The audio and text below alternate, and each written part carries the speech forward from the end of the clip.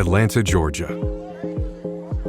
Known as the capital of the South, its population growth continues to impress, and developers have taken notice.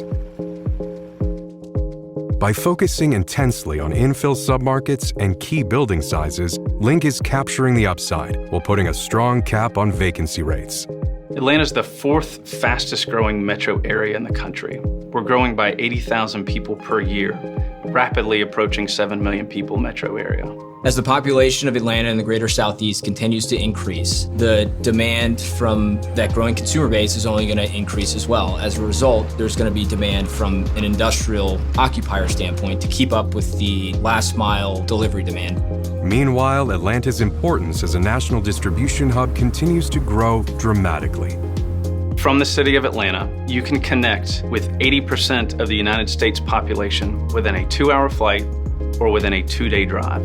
We've got the world's busiest airport in Atlanta Hartsfield Jackson International. We've got great freeway systems. You've got the 2 major rail lines that connect Atlanta. These systems create a hub and spoke approach that allows the product to get through the East Coast, through the nation very, very quickly. Atlanta may be landlocked, but it still benefits heavily from maritime trade. Atlanta is the economic and logistics hub of the entire Southeast, and one of the major drivers of that has been ease of access to the Port of Savannah, which is the fastest growing and has become the 3rd largest port in the entire nation by container volume. You're less than 4 hours away, drive time, so you've got prime interstate access between the 2 cities, and then you've got rails. One of their most recent investments is a mega rail system out of the Port of Savannah that can accommodate 6 2-mile-long trains that leave out of the Port of Savannah. They just deepened the harbor by an additional 5 feet, which allows more cargo on the ships, and it also allows more ships to come in. The beauty of the Savannah port is that they have more land to build on. So when you look at LA Long Beach, your New Jersey ports, they're constricted by land. They've got nowhere else to grow, so the only thing that they can do is continue to invest in the technology, which I'm sure they will. Savannah can do both. Compared to most major coastal markets, Atlanta has significantly more available land. This allows Link to be incredibly more selective when building its portfolio. Historically, the 3 strongest submarkets in Atlanta are the Airport South Atlanta submarket, the I-20 West submarket, and the I-85 Northeast submarket. Land in these infill pockets where the bulk of our portfolio is located is incredibly rare, so we don't expect there to be much new supply from a competition standpoint. We've been able to assemble a portfolio that's infill, that allows the product to get to the final customer efficiently. The majority of the new supply is located well outside of the core Atlanta MSA. We're seeing most of it 20 to 30 miles outside of I-285, which is the perimeter around downtown Atlanta. You're starting to see some developers go an hour and a half outside of Atlanta. Not Link.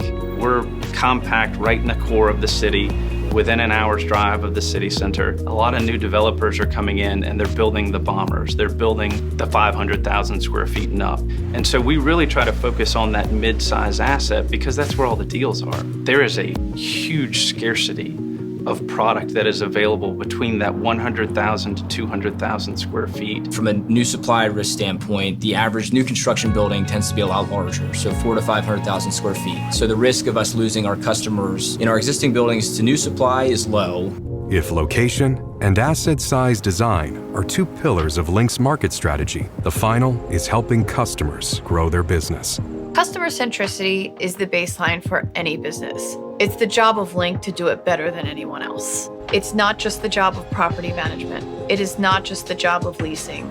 It is not just the job of customer experience. It's our jobs collectively to make this work.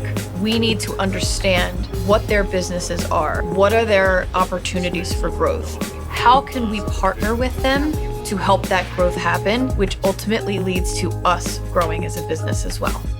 At its very core, a person-to-person relationship is the premier item between a property manager and their customer contact. However, we have tools and technology that are enhancing that relationship, making it easier for us to service our customers in a faster manner. By building this trust and this relationship with our customers today, will lead to our customers investing in their space, doing their own tenant improvements, and also looking to us as their long-term solution to their business needs.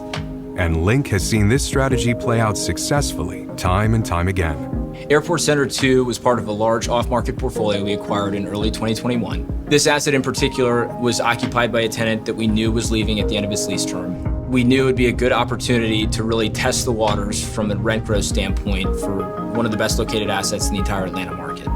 The tenant vacated on March 31st of 2022, and we signed a lease with a new tenant 24 hours later at a rental rate that was nearly double the expiring tenant's rate and far outperformed our underwritten rental rate. It reset the high water mark from a rent standpoint across the entire Atlanta market for bulk product. I'm really excited about White Oak Logistics Center. It is in one of the hottest submarkets of Atlanta, in the I-20 West Fulton Industrial submarket. It is infill as it gets, and the rent growth out in that submarket has just been through the roof, where we've seen rents more than double in the past couple of years. 3 years ago, I was doing deals out there in the low 3s. Now we're pushing rates into the 7s and 8s. We originated this deal directly off market with a local developer who had assembled multiple parcels over the course of 2 years and taken those parcels through full entitlements and rezoning. We were able to structure it in a way that capped our exposure from a cost standpoint, but also allow us to reap the benefits of continued rent growth across the Atlanta market. But even with this unprecedented growth, Atlanta still remains a value play for investors. Atlanta's become its own center of gravity in the Southeast. It continues to be a market where we see it's poised for continual rent growth, especially as you relate it to the other markets throughout the Eastern Seaboard. It's still relatively low cost compared to New Jersey, compared to Orlando. Other markets, we still think there's this opportunity for rents to rise. You look at our assets, and they are prime assets in core submarkets of Atlanta, infill, mid-sized assets in the city of Atlanta. From an industrial perspective, that's exactly what you want. Why wouldn't you want to be in Atlanta? Why wouldn't you want to plant your headquarters, your regional distribution center in the city of Atlanta? We know warehouses. We know logistics. Our customers know their business. When we work together, we both are going to be able to achieve more.